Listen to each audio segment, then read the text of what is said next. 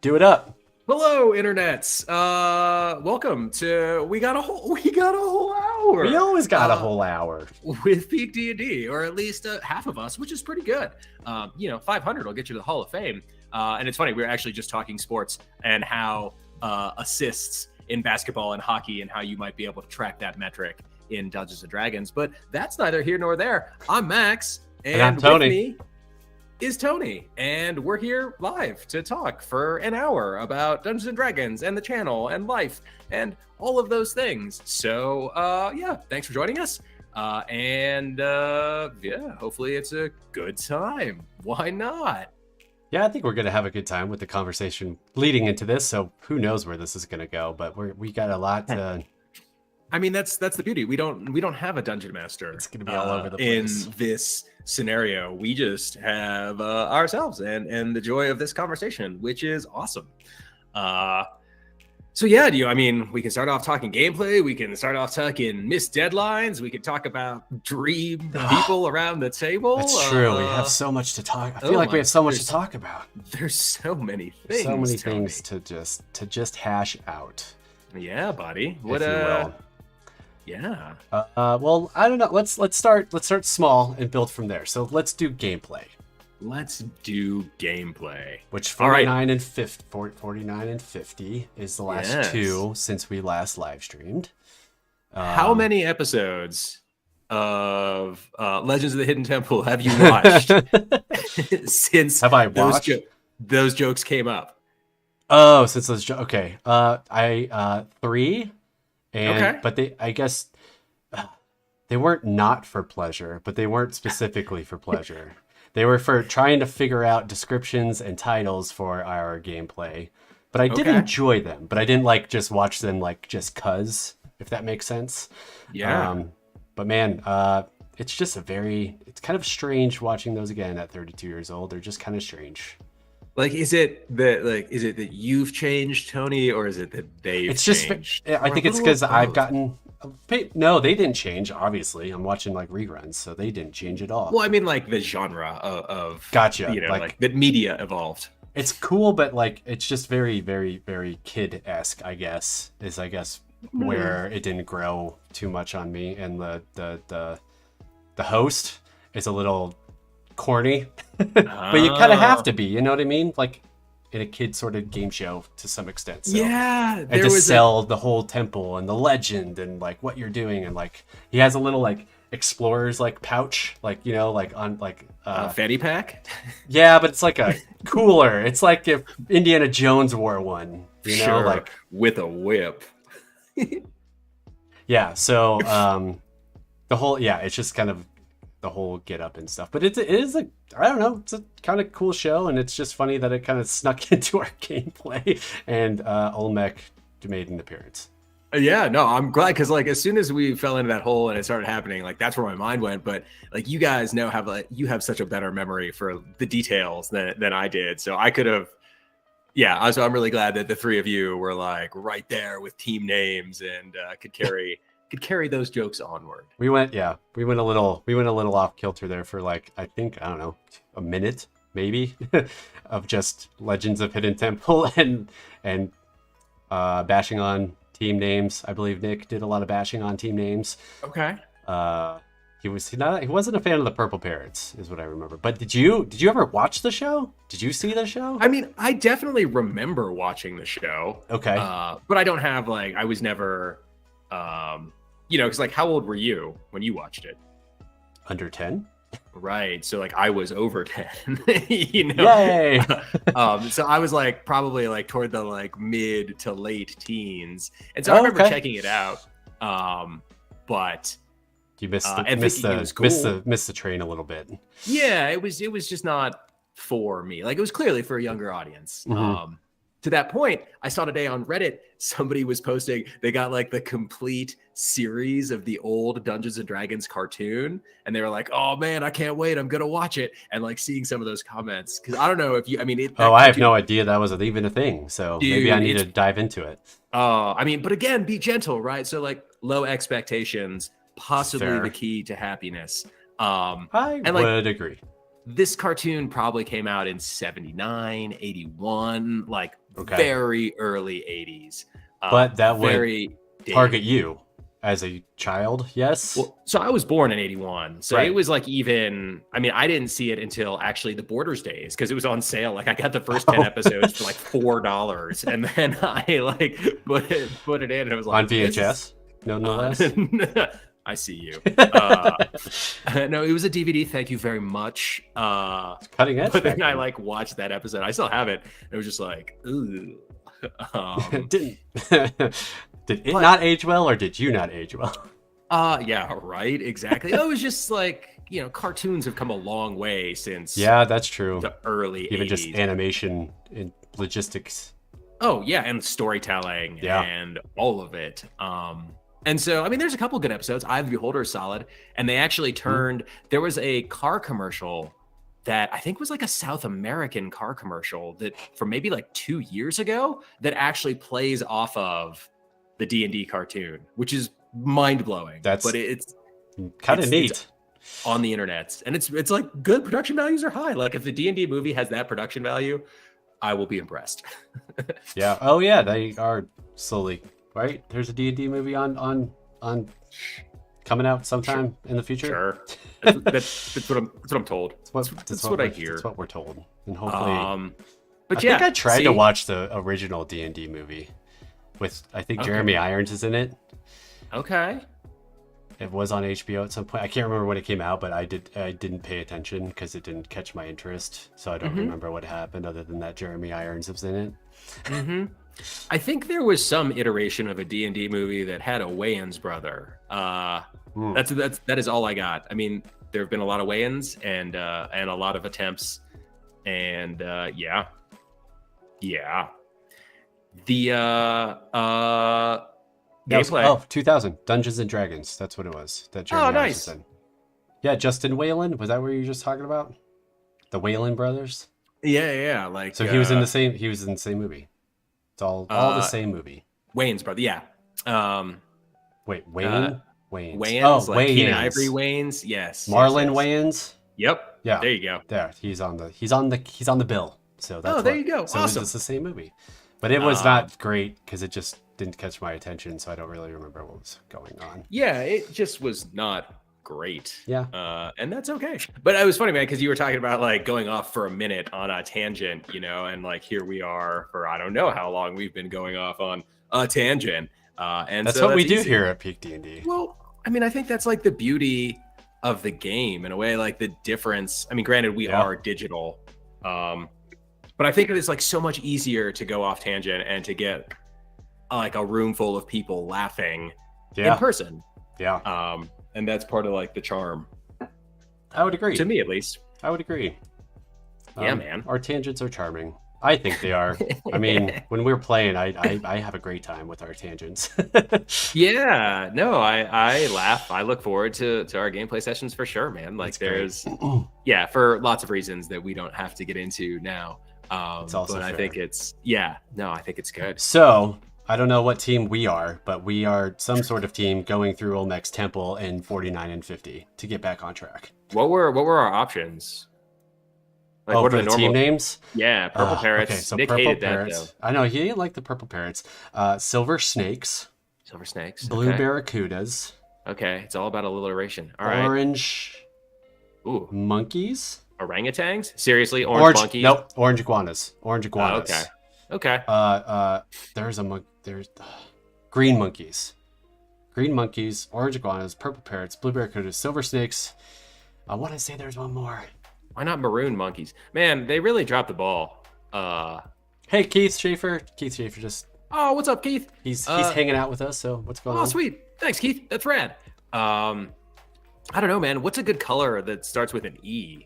Because I feel like we're at elf school in these episodes, so I don't... What is a good color that starts with an E? Is there a color that starts with an E?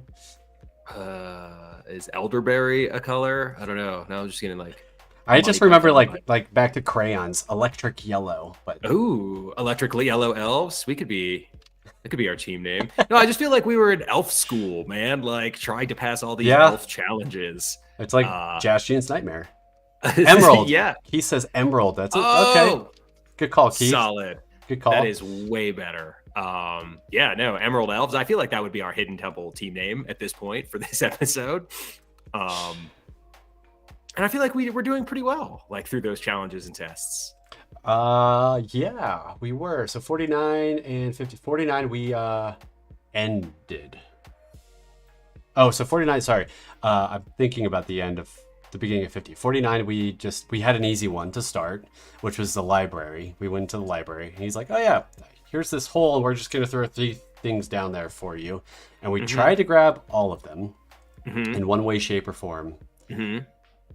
And we ended up with the book. Because in it, you guys tried to cast mage hands, and it didn't work. Yeah. So you had one mage hand going for the knife, one for the ruby, and then you yourself, Illinsworth, with the broom, grabbed the book. Yeah. And really, that was just pure luck, if we're being completely honest. Like, I think that's what we were supposed to grab. Well, yeah, we were in the library. Like, in hindsight, it makes sense that, like, if you're in the library and you're going for a test and it's like, hey, what do you save? The book, the knife, or the money? Like, save the book. But it is, it is funny. Like, I don't think we had that conscious thought of like, no, save the book and try to get the other 2. No, if anything, I just thought the book might be too heavy for the mage hand. So I was like, oh, I'll go grab that myself. But it ended up working out. And we passed the test. To be lucky than good. I know. And we got the little magic, like, time turner. Which is awesome, and I have put to good use. Cast slow or cast haste once per short rest, I believe. Yeah, and then was it eagles? Yeah, and then we went saw the eagles. Yeah, then we went to the Sky Town. Nice guy. Cloud Town. Joe Cloud Walsh. Town. Don Henley, man. It's been a hot second since I've edited those, and it's been a hot second since we filmed them. That was a big lore drop. True. So I don't fully remember all of the lore that we learned, but I do remember on the big eagle we watched the city ascend is what we saw, but I don't remember details necessarily. Yeah, I don't remember the order of things, but it's good because like it all leads up to Elf Law and Order, which is where these 2 episodes end. Yes. Yes. At the end of 50. 49 we ended in the farm place. Gord's dream. Gord loved that place. But we got attacked by a boulette and a tree. A tree tried to charm all of us, and a boulette tried to kill us. The tree successfully charmed most of us, at least half of us, I think. I think Jastian actually was the only one that didn't get charmed at all. I think he was able to not get charmed.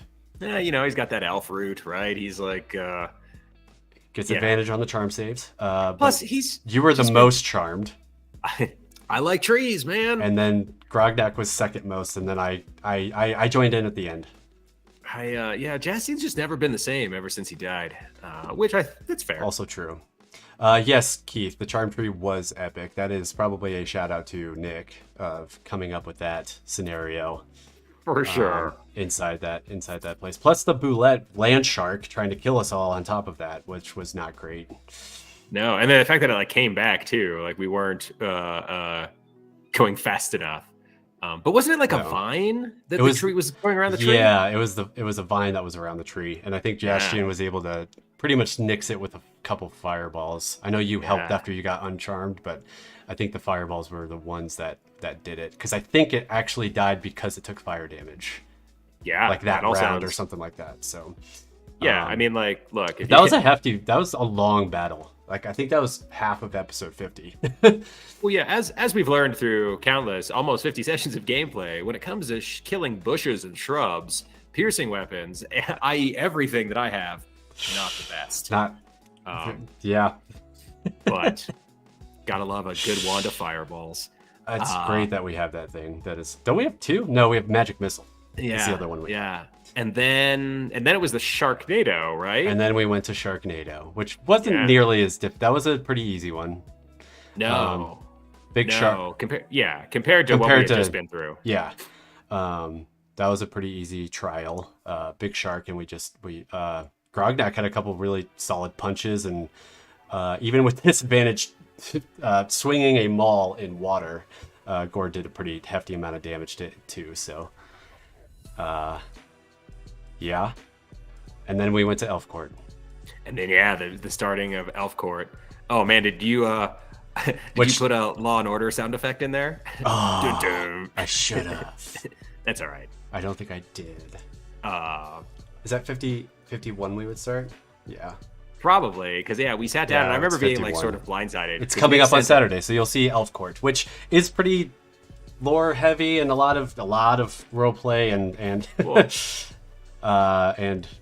discussion and debate and stuff like that. But it's still it was a good time around the table. It was intense for us at least playing it. So hopefully that comes across on gameplay. Yeah, no, it was kind of cool to like have to argue a side in this moral conflict. Like we very clearly have a side, and to be sitting in front of of like the elf god of war and grief and try to like justify the claims. Justice, war, and grief. I think. Yeah.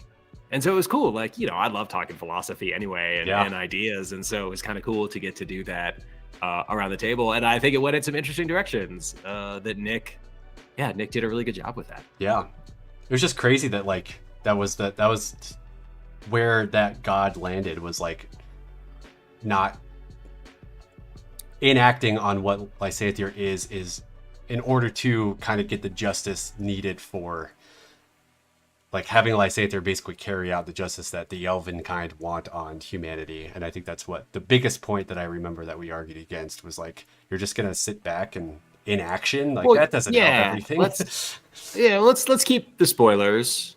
Not that it really matters, but fair, I forgot that's 51. But I think it's cool too that again, like the most compelling villains, right, are people who think they're doing good. Like none of us. Well, I think it's something you've said plenty of times, so at least in our personal conversations, like we're all the villain in someone's story, and so it's easy to paint Lionel Lysanther as like this complete evil being, but like of course it's more nuanced and complex than that. And so to have a god in this instance argue on his behalf and sort of come to his defense in that way, I don't know, I think it's awesome. It's a cool thing that DMs can do to their players. It's a cool thing. And I think in a lot of times, like it's not until our convictions are challenged, until we're forced to have to like justify ourselves and like come to our own conclusions, that we even sometimes know why we think what we think. Absolutely.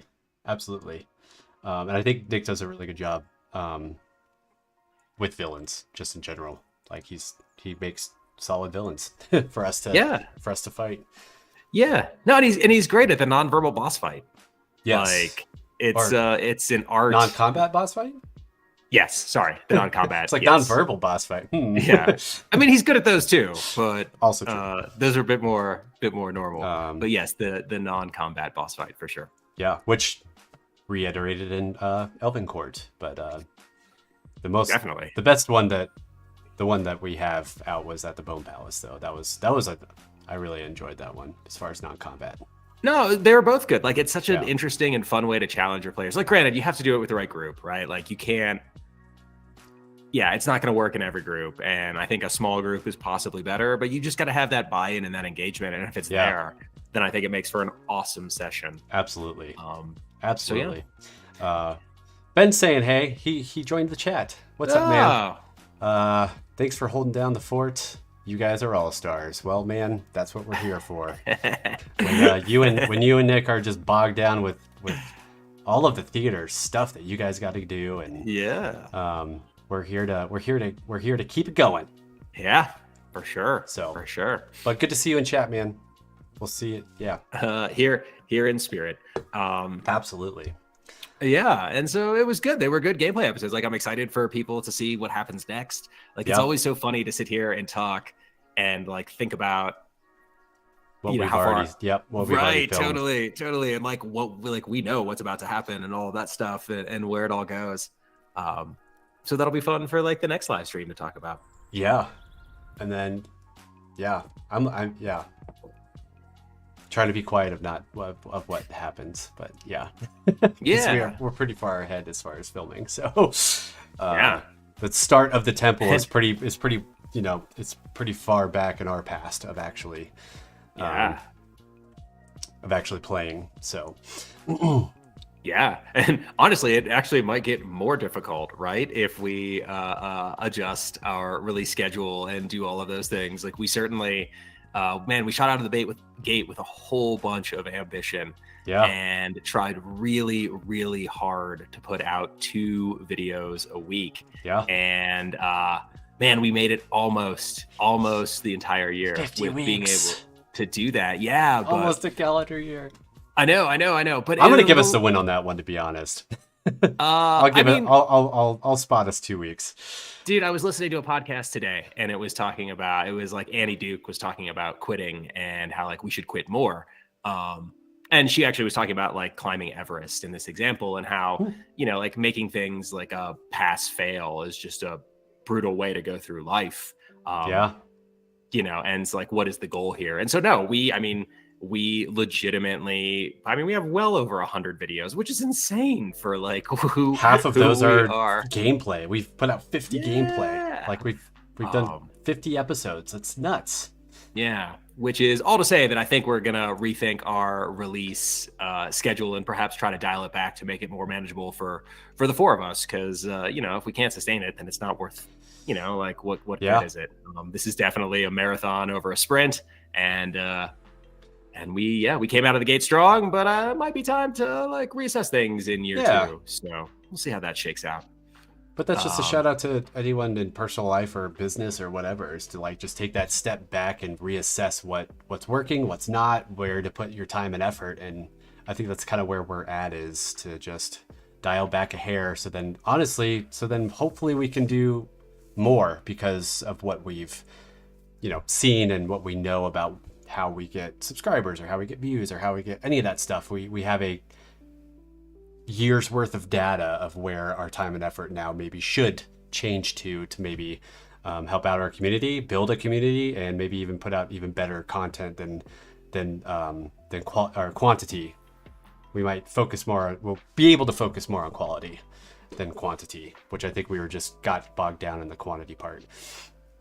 Well, and also like we set out to do this without any like feedback, essentially, right? Like we didn't know what it would mean to put out 2 videos a week, and like what was that sustainability wise. And oftentimes that's how it is with decisions in uncertainty, right? Is like new stuff comes to light and things change and lives change. And so I think it's important to like accept where you're at and what's real and move from there. Well, yeah, always, I think one of your videos, I can't remember exactly which one, for D&D ideas, but like the art of saying no, right? That's also saying no to yourself, or like what you are and aren't capable of doing, is to realize that. Because then when you put yourself, like kind of compartmentalize yourself in your abilities and non-abilities, it actually ends up, in my opinion, freeing you more, because you have accepted the fact of what you can't do. So it gives you a lot more freedom and options of what you can. Oh yeah, no, absolutely. Like I think boundaries and constraints are hugely important, because like once you know where those parameters are, then you're like free to completely explore. Yep. In between those lines. And like it's one thing about like open world games that I don't know how I feel about like MMOs in that regard, because sometimes I think that like a little bit of structure is important for creativity. And just in general, I think a little bit of structure is important. Like I'm neutral, so I can appreciate the chaotic folk out there. I think that's crazy, and the lawful folks are probably like, you're insane. But no, that's saying no. Yeah, that was all. I mean, dude, none of us can say the universe does not have a ironic, poetic sense of humor that like it was exhaustion and overwhelm and all the things that we've been talking about that, of course, the last 2 videos that came out for D&D ideas that like delayed the 3rd video, which is even better because like the base is it really is perfect. It's so on brand, dude. It's like I can't wait. Yeah, it's awesome in its own beautiful, ironic little way. But yeah, looking at chat real quick, Keith Schaefer, thanks, man. Says you guys are all doing so great. You are all appreciated beyond words, which thanks a lot, thanks, Keith. Man. We appreciate you as a follower. It's great. So, dude, like, it is definitely honestly stuff like that keeps us motivated and going to keep throwing stuff out for you guys. Dude. And then negative space, he's just thrown in there that like people take off. People take off weeks every now and then. That's how the live streamers do for D&D. So that's certainly not out of the cards for us either, I guess. But we appreciate the permission to some extent. We appreciate that. No, it's awesome. Yeah, no, it is. It's good, and it's so funny. Like, yeah, man, glad you're here. He's home in time to catch one of our streams. So that's great, man. Awesome. I think it's great. Welcome. Glad you're able to make it. Cheers. We have no idea what days and really we're going to do this. It just kind of happens on when we're able to and when we can find at least 2 of us to be on camera. So happened to be a Thursday, so maybe that worked out better for you. And I'm glad that it is. Real talk. But I kind of like that with the live stream, honestly. Little different, more flexible to see who shows up. Yeah, and what we can make work.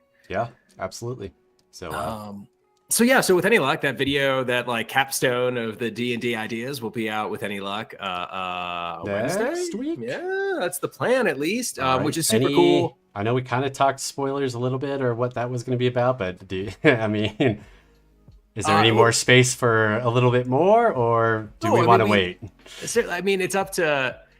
Yeah, like it's our first homebrew class. Like we made a homebrew class that we talk about in the video, which is funny. Like I almost wish we could shoot more of it now because it'd be so much more hilarious at this point. You're not wrong. So much more content. So much more content. But then it would be longer and harder to edit. And so, trade-offs, right? Yeah. But no, we partnered with our good friend, Ed, over at Layer Magazine, and he helped us design and balance a completely playable paladin subclass that is like way tongue-in-cheek and like all about... It's great. Yeah, no, it's all the so Oath good. of the Martyr, the tenets of self-destruction, and it's all just based on like the things that we do in real life to, bad at saying no, bad at communicating our boundaries and feelings, taking on too much. And so like there's 5 tenets of self-destruction that are all about people pleasing and being terrible at saying no. And like what? Yeah. Mechanic and making those all D&D mechanics. And we kind of like played in, there's a couple live streams ago, the idea of the quirks table came up. Yep. And like there's a couple, like we sort of like folded in some of that and made some like disadvantages. Like it's not all... Yeah, I mean, like self-destruction, right? Like being a martyr in real life, it's not all roses, and there's some drawbacks, but they're like fun and it's very enjoyable, very flavorful. I think. So with any luck, that will go over well, and maybe Gord should switch his oath. Well, and maybe like we've got our monthly game. It made me think like, oh, maybe I'll rock a paladin of self-destruction, or we'll just see. I feel like. Yeah, I mean, I don't want to make you play a paladin again in our next game, so we'll see how it all shakes out. That's fair. Yeah. I'm excited for that to come out because it is a cool... I don't know. It's our second real life magic item / PDF that we're gonna have, so it's kind of cool. And Ed Robinson, he's not here in the chat tonight, but he does sometimes hop in, and he is certainly one of our biggest fans, and he is a friggin' awesome mechanical world building dude, and he helped a lot with that thing. So there's no way it would have happened without his help. Like friggin' awesome. I wouldn't have even known where to start. And so hopefully it's fun, and like it'll spark people to play on their own tables, and they'll have a good time with it. I certainly hope so. At the very least, people are going to get a pretty sweet kick out of it and laugh, I think. I do that. Granted, I wrote it, so of course I'm partial. But like, I think there's some cheeky humor in there. And so it's worth it for just the description alone, personally. 100%. Yeah, man. But yeah, the Oath of the Martyr and the Paladin of Self-Destruction coming to you soon. Coming to you, hopefully next week. It'll be there next week. As well as next week will be 52, which is pretty awesome. Episode 52, which Negative Space wants to know if we want to do a 50 episode celebration. It's kind of what this is, but you have to. I do have to do the new subscriber dance. So like, it's funny. You guys were talking about like compliments, right? And how that'll like carry us through. And at no point in the beginning of this journey did it ever occur to me that that I would watch that subscriber number go down. And so like, I struggle with keeping score just in general. Like I play a good amount of disc golf, and years ago, probably like 10 years ago, I stopped keeping score entirely. Tony, you know, like my scorecard, it's emojis, if anything. And it's because like I found myself getting like completely wrapped up in the numbers and not having fun with my friends and not enjoying the game. And so I've known this about myself. And we start this channel, and you know, the subscriber numbers go up. A bunch of our friends and family subscribe to begin with, and it's awesome. And then the numbers start going down. And like I in no way was prepared for the psychological effect of what that would do. And so there were definitely some days where Ben had to like talk me off the ledge, text me off the ledge, I guess would be a better term for that. Text you off the YouTube ledge. For sure. But like in the process of doing that, I made a promise to myself, like, all right, man, I'm going to celebrate every subscriber that we get. And so since, May of last year or something, like I have, no joke, every time I've seen that number go up, done like a little new subscriber dance. And like it started with the chorus to like, or the beginning of like Smooth Criminal. No idea why. I mean, it's a pretty solid beginning, if I do say so myself. I mean, it's a jamming track, let's be real. And so like that's where it started. And then so since then, Tony and I were doing like a sound check for this, and he's like, oh man, we're up to 405. And I was like, oh, it's like, oh, you know what? I'll save it for the stream. So new subscriber dances. Yeah. They help celebrate. Man, it's crazy. Over 400, man. This is awesome. It's wild. I mean, a little short of our hard goal for the year, but that's okay. Just a little bit. I was actually thinking about that today. I was like, ooh, yes. Just a bit. But, hey, man. Just a bit. I mean, stretch goals. If there's not a 50% chance of failing, you're not stretching far enough. And so, there you go. But again, now I think, I don't know, like we were talking about to all get together and talk about our year and assess and stuff like that. Now we can just assess where we're at and what's working, what's not, and dialing back and hopefully putting our time and effort into more things that serve us. So no doubt, man, and making like good choices to move forward. Like you had to start somewhere, and where we started, I think, was friggin' awesome, and we did it for a year. But you always have to look and assess what's working, what's not, and all that good stuff. So. Yeah, and not be afraid to change, man, in the light of new information and all that stuff. Yep. But I think we should do Michael Johnson some love, because that dude comments on a lot of our videos. He does. And he threw out, and like Negative Space and Keith, like y'all are here, and it's awesome and beautiful. And so like to show that we are here and we will listen, he actually dropped like 3 ideas for us to talk about in our next live stream. So let's Ben, I wrote them down on my whiteboard. Let's at least go there for a little bit and see where it leads. What did he have? So number 1 was combat strategies in MMORPGs, tabletop Dungeons and Dragons. Is there a slash in there, or is there just... There is not. Nope, that is all. Those are all the words. Combat strategies. I mean, it kind of brings up on like MMOs, but also I would say it's similar to D&D. Is what's it called? Like ganging up, like targeting one target that looks the worst, right? Focus fire, I guess would be the best, because that's how MMOs kind of go, right? Like you get a big party to do a big monster's coming, so everybody floods to that monster, so then they kill it, and it's like hundreds of different players to try to kill this really big monster to get their loot. So it's kind of like that focus fire sort of idea. I think D&D, you certainly have focus fire to get, action economy, to dial back their action economy so you have more. Yeah, well, there's like a... Because once you spread it out, it gets a little dicey if people are still up, if enemies are still up. What MMO experience, like, what have you played? I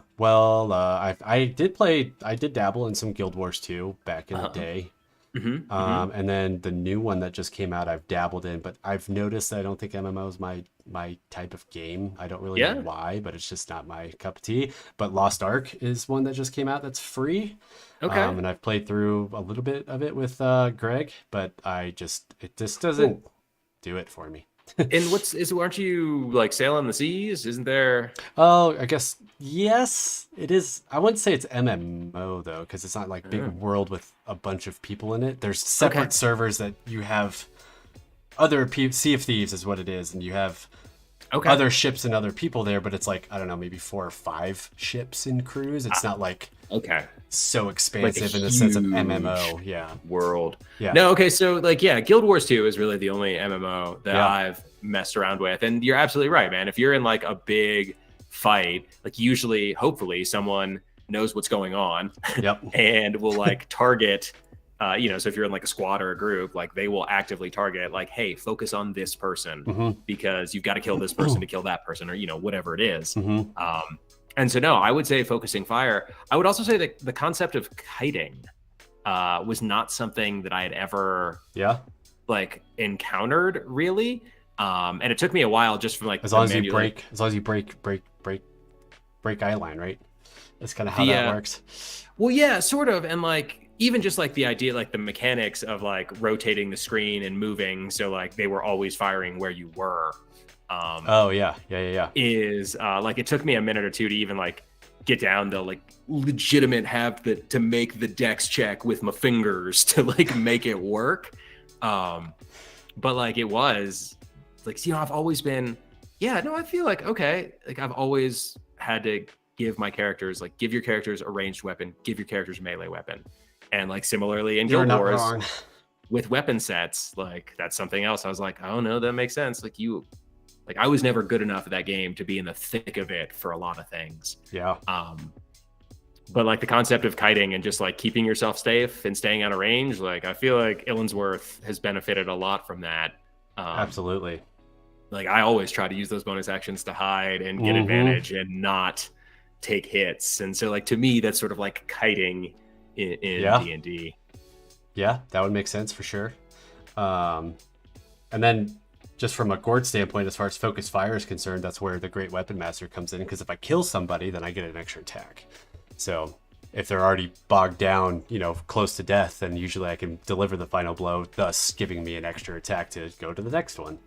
So, which also, in a way, ties back into where we started with like assists, right? Like before the stream started, this is what we were talking about.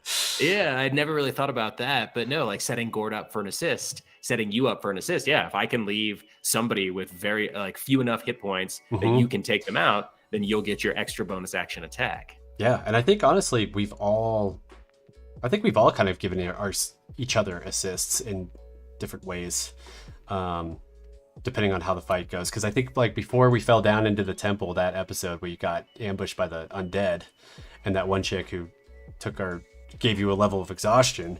But I think there was one point where I hit her really, really hard, and she was like about to die, and I was like, Jastian, like take her out because I got to go help Grognak.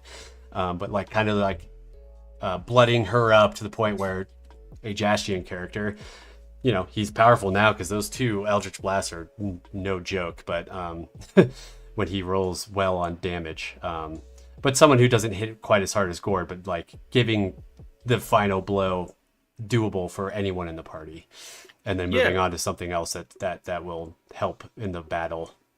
Well, and in that sense, I mean, like sneak attack as well, right? Like for sneak attack, right? You have to be 5 feet, ally 5 feet within. Got to attack somebody your buddy's attacking. Well, not always, but that's the easiest way I would say to get it. And so that almost sets you up to be like, oh, all right, well, clearly there's some synergy and collaboration there. So yeah, I would feel like those are the things that I have learned or like incorporated from MMOs into Dungeons and Dragons. I mean, magic items of note was number 2 on the MJ list. Okay. I mean, magic items of note. I mean, where to eat? Please. Oh, hey, tactical tokens. Sorry, I got sidetracked. I just saw that come up. So, all good, man. You missed the beginning, but now you're here, and now you are here. So good to see you. Thanks for showing up. What was I gonna say? Magic items of note. So I guess not in gameplay, but the one I do that popped into my mind was from our monthly game, which was an adaptation from the 2nd edition, which were the roller skates. Because those things are awesome.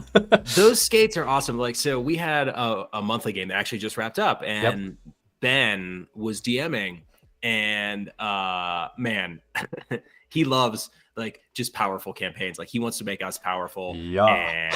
And so we have like an old copy of the Encyclopedia Magica from 2nd edition. And which is extensive. Great tables in there. And so whenever we found treasure, at some point early on, Ben was like, you know what? Let's bring that in. And so we've been adapting all these 2nd edition things. Do you remember what they were called? Like the actual magic item name? They were, I don't, man. Okay. I know they were skates. Yeah, they were like roller skates, like roller rink skates. But it allowed you to, I think your speed almost doubled. Was it 40 or 60? And you could skate on like any surface. On any surface, which is insane. Like lava, like water, like spider climb almost. Ceilings. I think it could go ceilings and walls. Like, I think it's not like powerful, but like the amount of utility that can bring is insane. Oh, I think it is powerful. Like, I just love movement, man. Like 100%. It's one of my favorite things to sort of like plan around is mobility. And so maybe you should be a monk next. That was to my heart. It's possible. It's it's a class I haven't played yet. But I'm surprised. I thought for sure you were going to go with the good old deck of many things. Just in general. Yes. Fair. I think I missed the deck of many things in our monthly game. Didn't we have one? I think I missed that session, unfortunately. We totally did. That's the funny thing about that item. Like, it's the one item that I have seen that will completely derail a session. That's fair. Like, could derail an entire campaign. Well, an entire campaign, absolutely. Especially with like a good creative dungeon master. And like the right kind of draws, but it's also like ridiculous, man. Were you there when Jeff? I was gonna say, didn't Jeff skyrocket like 6 levels or something? Well, he skyrocketed 6 levels, and then in like a previous iteration of the game, like he drew the card that gave you wishes. Like he had like 7 wishes. He drew all the good stuff. He like at one point he had so many wishes. There's like, I don't know, I wish for a sandwich, and like. To me, I do remember that he had so many wishes, so he's just like wasting them at that point because he's like, I have way too many to even deal with. Yeah, like what do you do? Like, I don't know. I just want a good Italian grinder. Yeah, like, can I just get a sandwich? I have 5 more wishes left. I think it'll be okay. Yeah. Or oh man, I think did we get one in like Nick's when Nick was running the digital game with because I'm pretty sure my alignment Tyranny switched. Yeah, because I was did we get one then? Well, it may have been some other curse, but I know that my artificer, his alignment switched, which was awesome because he went from being neutral good to neutral evil, obviously. And it was just a fun bit of psychology, right? Like you think about the way that a lot of us make sense of the world. Like we all see the world through the lens of our jobs, right? Like a farmer is going to see land and farming and nature, and an accountant's going to see numbers, and the words they use are going to make sense of things are going to be that way. And so like applying that to an artificer, to be neutral evil, it's like, okay, now everyone has become a tool that I can use to put together my evil, selfish master plan. That's an awesome way to think about that. Super fun to like, I don't know, to play out. Yeah, absolutely. Yeah. So the deck of many things is. I feel like with the deck too, like Dave, Indoor Dave, always draws the one that changes alignment. I feel like almost every campaign we play, he changes alignment somewhere down the road. Well, yeah, because he was like, wasn't he a fallen? He was a fallen Azamar. And I think it was chaotic evil, but like trying to redeem himself, so he was lawful good. But then he drew the card, so he became lawful good. And yeah, I know it was. Yeah, he was like chaotic evil, or maybe that game he changed twice because I remember he kind of changed back too and he didn't know what to think or something like that. I can't remember, but he changes alignment like via an item or something like that, like almost every game we play. I'm pretty sure he starts one way and he has to act a different way. It's great and hilarity ensues. It does. But that's why I think that item can be so good. Go ahead. I was gonna say Dave asked, backtracking a little bit, from Tactical Tokens, he was like, are you talking about 2E's book of articles, or is the encyclopedia something different? And I wouldn't know how to answer that question, so Max, please. No. It's funny, man. Like, hearing you ask questions, I'm getting flashbacks to LayerCon, Dave, and that second panel. No, so there is a 4-volume book called the Encyclopedia Magica. And it, man, I don't have it. Do I have it? I don't think I have it here. I might. You don't? I thought it was at your house. And it might still be here. Pulled it out. But it's like leather. It was like leather bound, or maybe not leather. But like bound volumes, 4 like encyclopedia looking volumes, brown, green, red, and blue. And it just had every magic item from second edition, like everything that was in Dragon, everything that was in a module, everything from the DMG, like every second edition item. And there's a magnificent table of like that involves rolling D1000s, right? Like you roll a D100 to like select the category, and then within the category it's a D1000 to roll what item it is. And like there's humorous items and household items and there's all kinds of cool stuff in there. Yeah, no, it's great. Like yeah, no, it's fun. I mean, the problem is though that like as soon as you bring that into the game, like you've automatically scaled up the power, so it's sort of that's very true.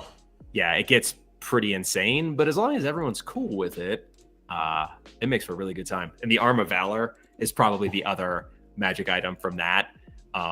It's just this weird, it's a piece of armor that comes in 5 pieces, and it's almost like a legacy item in that as you collect more pieces, it becomes more awesome. And it was just one of those things that like in all of our second edition games, somehow one piece would show up. And that, of course, would lead to like other pieces, becoming parts of side quests and stuff. And at some point when we moved on to like 3.5, when Nick and that crew got here, and now 5th edition, like some of us old timers just get a little nostalgic, like, oh, I missed the Arm of Valor. And so those would probably be my magic items. Nice. I really do have to apologize real fast, Max, but I'm hoping that you can maybe keep talking. I really have to go to the bathroom.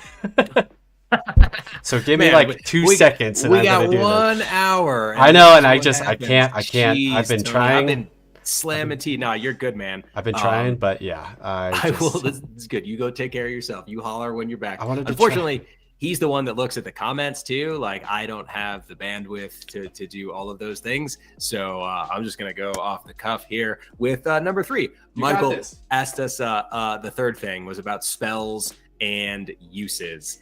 And man, there's so many good ones, and there's so many. It's why like I've played this game for a long time, right? Like I started in middle school and I took a break in high school and college. And literally since the time I was 13, 12, minus those 8 years, this game has been a part of my life. And so at that point, like you can only throw so many fireballs, at least to me. Like wizards are awesome. Evokers are just kind of boring. And so like, and that's just because, if you eat chocolate cake every day, then you kind of get sick of chocolate cake. And so when it comes to spells, like, all right, I'm back. Oh, dude, that was super quick. I've really tried to make like weird wizards, like an abjurer or an enchanter or a diviner or an illusionist, or to like really focus on those spells that aren't, marquee, like fireball and lightning bolt. And it's a lot of fun. Definitely limiting, but again, it goes back to like constraints, right? And forcing you to be more creative. Like, yeah, no, you can definitely huck a fireball at those people, and usually it is the most effective thing you can do. Don't get it twisted. But when that's not an option, like it forces you to get creative and like, well, how can I use a suggestion here to affect a similar result? And so were you talking about number 3 from Michael? Totally. What was it again? Spells and uses. Ah, yes. Except that whole thing breaks down against the undead, who are, when you've got someone who's immune to mind affecting spells, then it gets a bit more who doesn't dicey. have a mind, to affect. Precisely. But no, I think Ellensworth does a really good job utilizing spells in different ways, for sure. Dude, yeah, no, can't like illusion spells and illusion spells well placed and well timed. Not necessarily well thought of, but like thought out to a point of like carrying out a task. I mean, comes in super handy. Did it? The Autumn Blossom. Yeah.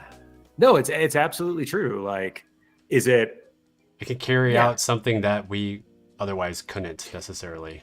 Yeah. Well, and that's the thing too, like, right? Like there's many ways to gain the upper hand in a situation. It doesn't have to be by eliminating enemies. Yeah. Like, that's a very good one and a very effective one. But if that isn't an option for any numerous reasons, there are things you can still do to, at least being creative with spells and stuff like that. Tip the scales. And so that's why, like, man, Minor Illusion is a cantrip. I know it's not a sexy choice because it doesn't like. No, but you've used it a lot. Dude, it's helped me out a ton. Like that in Mage Hand, man. Yeah. Like, dude, all day. All day. And that's the beauty of the Arcane Trickster. Let's talk about the best spell in the world. Guidance. Yes. Shout out, Ben. I mean, Tony, do you have any favorite spells and uses? Funny enough, I don't think I do, because Divine Smite? Yes. But that seems very... Is it very... I don't know. Combat adjacent and utility. Like obvious, I guess. Kind of like Fireball. Like Divine Smite's not a Fireball, but it's used in the same way of like, well, obviously I'm going to use this. Yeah.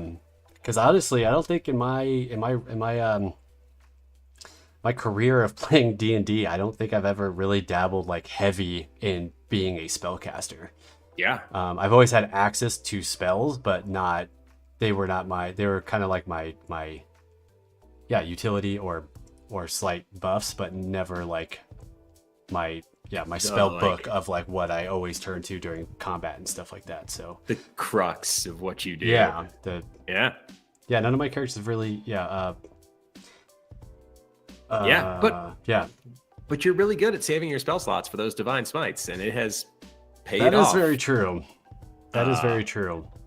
Yeah, I mean, like almost every big bad we fought has been on the receiving end of at least one of those. That is very true. And that's not nothing.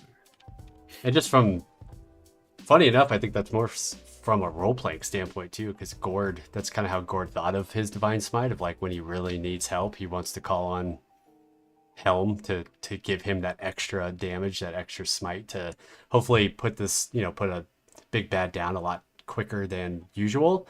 So that's why, like, I don't know, I feel like that could be overused on some tables, you know what I mean? Like, oh, it's a goblin or something like that, and someone just Divine Smites just cuz.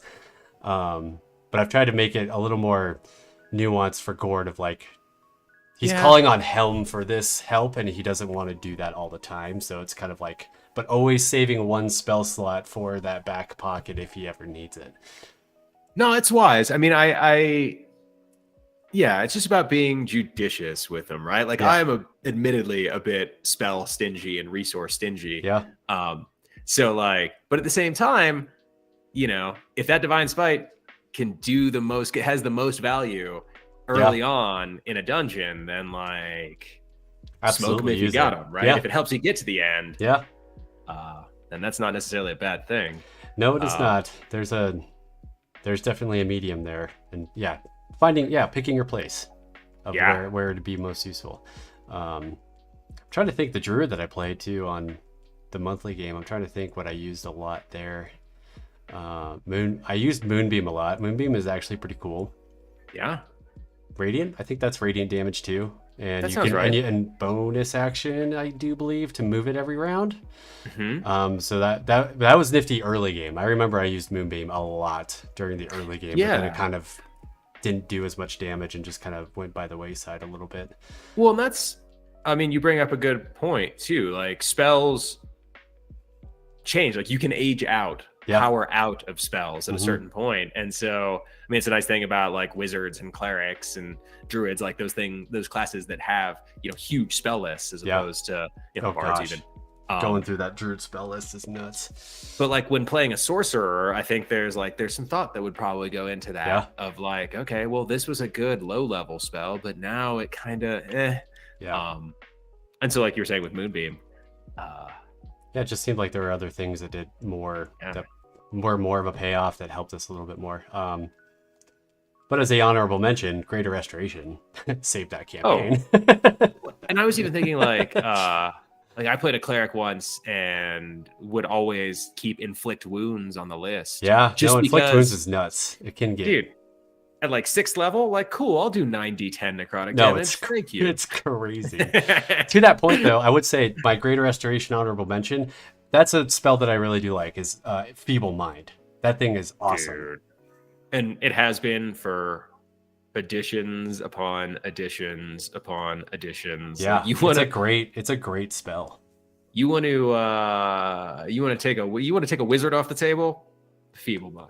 Yeah, and we fought Tiamat in our monthly game, and she did for a round, but then my druid had Greater Restoration, so I was able to get the wizard up and end up doing the final blow because of that. But if I wasn't able to do that, that would have been a very big turning point in that battle. Huge turning point. It would have got a lot gnarlier. There. Yes, 100%. But keeping that status quo as long as possible. To the last of MJ's points. Okay. No one else is showing a path to winning the dice and math game. I mean, we did shoot the video about like how to increase your odds of rolling better, which I guess would be the best way I can think of winning the dice and what that means. Yeah, I mean, how do you win random? Well, right? And the other thing too, and this is something I learned from like Nick and his home group, is if you can start like part of winning the dice too is like turning situations to your advantage. And so we talked earlier about Nick and his non-combat boss fights. But if you as a player, right, like if you have an insane deception or diplomacy or like one of those talking skills, like being able to use that instead of like it coming to fisticuffs, that's a way of winning the dice, right? That's like, I mean, it's giving the roll. You're going to make a roll regardless, but giving that roll the biggest bonus. Yeah, and it might not be a big drawn out fight. Like maybe you can, it's sort of like that old axiom of like choosing the battlefield, right? Yeah. Home turf, man. Yeah, goes a long way. If you can talk your way past this situation, like that's a win. Yeah, I mean, there's plenty of times that we did, and what does that do? That saves resources, saves hit points. I mean, like all of those are resources, but basically saves a party resources if you get through a fight without having to combat. Well, what episode is that? Yeah, what episode is it when we're on the roof and that all happens? Like Jesus. 56. You want to talk about like turning a situation 100, like 1,000%, dear Lord. So that'll be a couple shout out episode 55. Okay. But yeah, it's a perfect example of 55. Oh, outstanding. No, that was yeah. That was scary. That was a scary moment. Nick's really gotten good at his cliffhangers, man. Like he's real. Really I would have to dialed say that. in where his sessions and I am not gonna lie. I thought like just from a logistical like production standpoint of how we do things, like how we film and all that stuff, it was rough in the beginning. To find the bookends during the sessions and all that stuff. But now Nick fucking kills it. Excuse my language. I mean, I don't care if we swear. You're speaking from like as the editor, like finding those breaks as opposed to him sort of baking them in. Yeah, and I always thought like from the beginning, like try like if you can, I was always like just like tell us where you're going to break rather than in post having to make one. Yeah. And like I think I don't know, I would say episode 12ish, 13, 14. I think that's about when I took over the gameplay editing, is like when he kind of like implemented, and then since then he's just gotten so good at ending, like keeping an eye on the time, keeping it between an hour 30, and ending it at really solid spots. Yeah, it's awesome. Yeah, no, it's great, man. It's great. As I will say often, we are fortunate to have him. Yes, as part of this collective. Absolutely. You got any parting thoughts before we get out of here? We are coming up on 7 o'clock, aren't we? Parting thoughts. Well, we have, I say my parting thoughts would be that PeakD&D is going to go through some year changes, and I think overall for the better. for everyone included. It might be slight different, what's it called? Release schedule, and maybe a little thinner on the release schedule, but we're still going to have releases, still going to have content. I think we have a couple things in the background that we're going to talk about implementing in the next week or two, that I think will elevate our game, if you will. Yeah, I like it. And then the next time we're going to be doing one of these will have been like after the year, right? Yes, absolutely. We will be in our second old. year. We will be in our second year. So I can't wait to smash cake all over my face and get jacked on sugar. Oh, do I need to buy a cake then? No, you don't have to, man. We should buy a cake and we should smash ourselves with cake. I don't even like cake, man. I would rather. I'm not a big fan of cake either. Parting thoughts. Cake, thumbs down. Pie, thumbs up. Yes, I like the pie. Key lime pie, pumpkin pie. Yes, let's pie. Oh, whipped cream pie. We could be Three Stooges and just whipped cream pie ourselves. Great. That'll great. Clean up out of the studio real nice, I'm sure. Yeah, probably not. No, I meant like on the live stream. Oh, got you. Yeah, maybe. Okay. But then I have to clean my room, which we all know. Oh, yeah, no, this is like my dining room. No, I don't want to do that, man. That sounds awful. Yeah. Yeah. But yeah, so hopefully we got 51 coming out this Saturday. We got D&D Ideas Exhaustion Level 3 next week. And then we have a possibly, change in the production schedule for PeakD&D. So stay tuned for what that's going to look like. We're going to keep doing live streams. We're going to keep doing all of the things. It just might look a little different for you guys as the viewers. But thank you all for showing up tonight. Ben, I like Ben's idea. Nick jumps out of a cake. That's a great idea. Maybe there's a short in there. Maybe we do something like that. But yes. So shout out to all you guys that showed up in the chat. We will keep you posted when we do this live stream again. It's always good seeing you guys, talking to you guys. And I think that will end it. So we'll catch you next time, guys, up here at the Peak.